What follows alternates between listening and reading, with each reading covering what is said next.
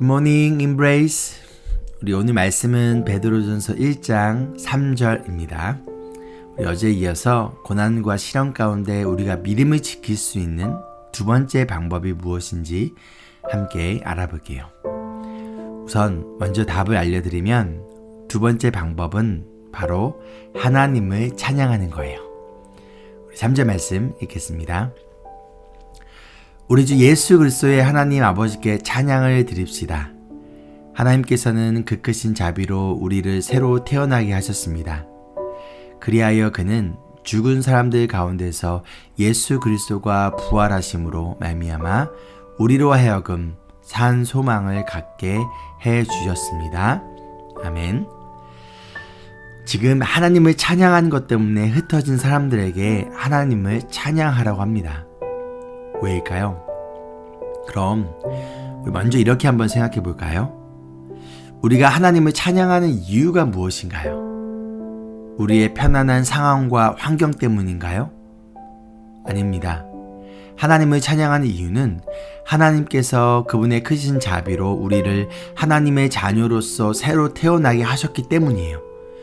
우리가 하나님을 찬양하는 이유는 아직 죄인이었던 우리를 대신하여 십자가에서 죽으신 예수님이 다시 부활하셔서 우리의 산 소망이 되셨기 때문이에요. 즉 우리의 상황 때문이 아니라 하나님이 이미 우리에게 베푸신 큰 자비 때문에 우리는 하나님을 찬양합니다. 우리의 상황 때문이 아니라 우리를 위해 죽으신 예수님이 부활하셔서 죽은 소망이 아니라 산 소망이 되어주셨기 때문에 우리는 하나님을 찬양합니다. 그럼 우리에게 고난이 왔다고, 우리의 상황이 어려워졌다고 해서 우리가 하나님의 선택받은 하나님의 자녀라는 사실이 바뀌나요? 우리에게 시련이 찾아왔다고 해서 예수님이 우리를 위해 죽으시고 부활하신 사실이 변하나요? 세계 2차 전쟁 당시 독일의 아우슈비츠 수용소는요, 수많은 유대인들이 학살 당했던 곳이에요. 그 참혹한 수용소에서 유대인들은 눈물을 흘리며 하나님을 향해 이렇게 외쳤다고 합니다. 하나님, 지금 어디에 계십니까? 왜 이런 일을 허용하고 계십니까? 그들의 그 피맺힌 부르짖음은 연합군이 독일을 이기고 수용소를 탈환할 때까지 계속되었다고 해요. 드디어 전쟁이 끝나 연합군이 수용소에 사람들을 구하러 들어갔습니다. 그때 연합군 병사 중 한 명이 한쪽 벽 구석에 글씨가 써져 있는 것을 발견하게 됩니다. 그 크신 하나님의 사랑 말로 다 형용 못하네.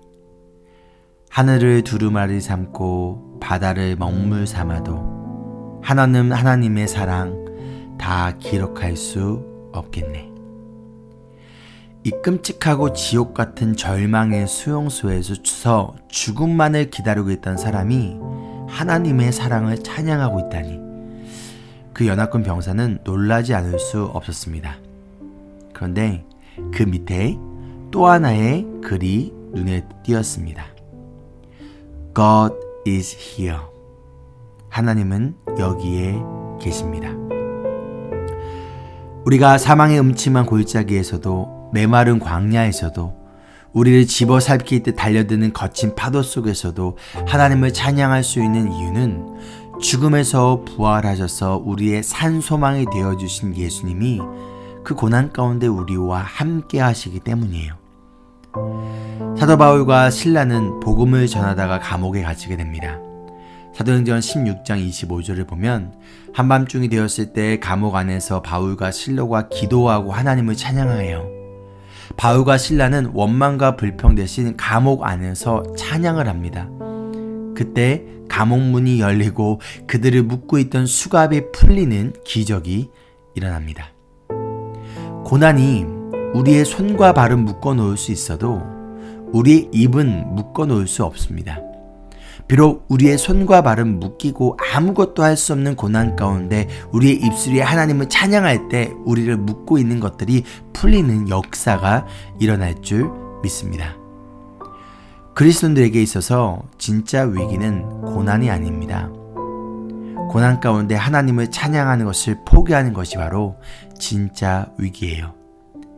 삶이 아무리 편하고 고난이 없다고 해서 우리가 하나님을 찬양할까요? 그렇지 않습니다. 결국 우리에게 있어서 중요한 것은 우리 삶에 고난이 있느냐 없느냐가 아니에요. 지금 이 순간 우리가 하나님을 찬양하는 삶을 살고 있는가? 기쁨 가운데서 그리고 고난 가운데 하나님을 찬양하고 있는가? 그럼 왜 하나님을 찬양하지 않을까요? 하나님이 베푸신 자비와 그 사랑에 대한 감격이 없기 때문 아닐까요? 상황 때문이 아니라는 거예요. 예수님이 나를 위해 죽으시고 부활하셔서 나의 산 소망이 되셨다는 것이 나에게 지금 아무런 의미가 없거나 더 이상 은혜로 느껴지지 않기 때문 아닐까요?